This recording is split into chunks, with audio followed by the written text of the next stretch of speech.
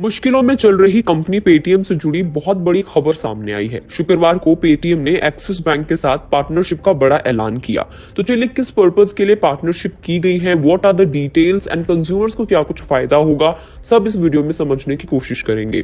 तो पेटीएम ने 16 फरवरी को यह बताया कि उसने मर्चेंट्स पेमेंट्स के सेटलमेंट के लिए एक्सिस बैंक के साथ पार्टनरशिप की है। कंपनी ने प्रेस रिलीज जारी किया और बताया कि 197 कम्युनिकेशन ने अपने नोडल अकाउंट को एक्सिस बैंक में ट्रांसफर किया, उस बैंक में एक एस्क्रो अकाउंट ओपन कर लिया है।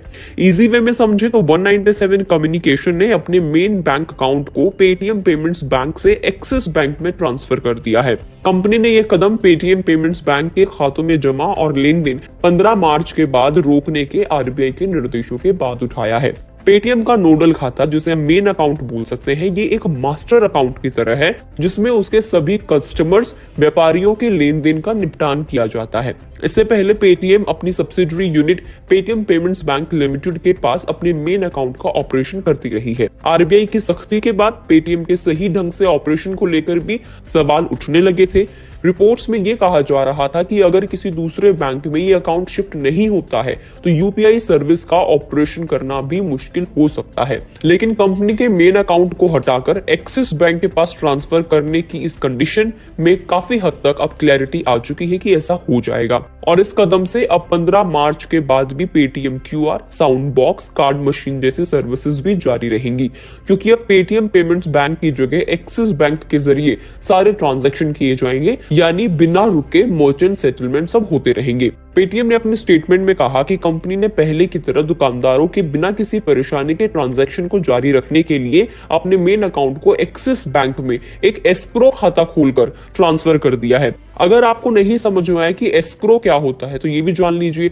एस्क्रो का मतलब एक ऐसी व्यवस्था है जहां पर थर्ड पार्टी, जो ना तो खरीदार है और ना ही सेलर है, दो ट्रांजैक्शन पार्टियों के बीच फंड, डॉक्यूमेंट और दूसरे जो काम होते हैं वो संभालती है, और फंड केवल तभी रिलीज करती है जब एग्रीमेंट की पूरी शर्तें हो जाती हैं। थर्ड पार्टी को एस्क्रो एजेंट या अधिकारी के रूप में जाना जाता है। एस्क्रो एजेंट या तो एक व्यक्ति हो सकता है जैसे कि अटॉर्नी, या फिर बैंक की तरह कोई संस्था हो सकती है जैसे कि इस वाले केस में एक्सिस बैंक है। इस व्यवस्था में नए खाते के पेटीएम पेमेंट्स बैंक के साथ जुड़े खाते की जगह लेने की उम्मीद है।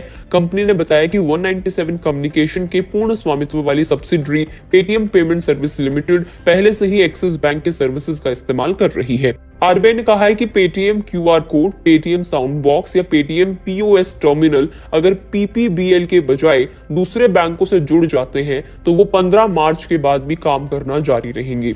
आरबीआई ने पेटीएम पेमेंट बैंक में डिपॉजिट और दूसरे ट्रांजैक्शंस की डेडलाइन को 15 मार्च तक बढ़ा दिया है, जिसका मतलब है कि ग्राहक वॉलेट, अकाउंट, फास्टैग और दूसरे पेटीएम बैंकिंग सर्विसेज का इस्तेमाल 15 मार्च तक कर पाएंगे। इसके बाद पेटीएम पेमेंट्स बैंक पर पाबंदी लागू होगी। Paytm QR, Paytm sound box भी 15 मार्च के बाद काम करते रहेंगे। हालांकि 15 मार्च 2024 के बाद ग्राहक खातों, prepaid instruments, wallet, FASTag, national common mobility card आदि में कोई जमा, क्रेडिट, लेन देन या टॉपअप की परमिशन नहीं होगी।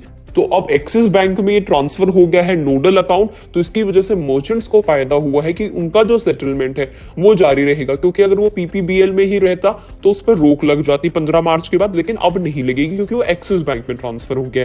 तो ये यहाँ पर कंज्यूमर्स को फायदा हुआ है। आपको ये जानकारी कैसी लगी और आपको पेटीएम का ये कदम कैसा लगा, कॉमेंट करके जरूर बताएं। अगर आप इस वीडियो को फेसबुक पर देख रहे हैं तो फेसबुक पेज को लाइक करें, यूट्यूब पर देख रहे हैं तो गुड रिटर्न्स के यूट्यूब चैनल को सब्सक्राइब करना ना भूलें।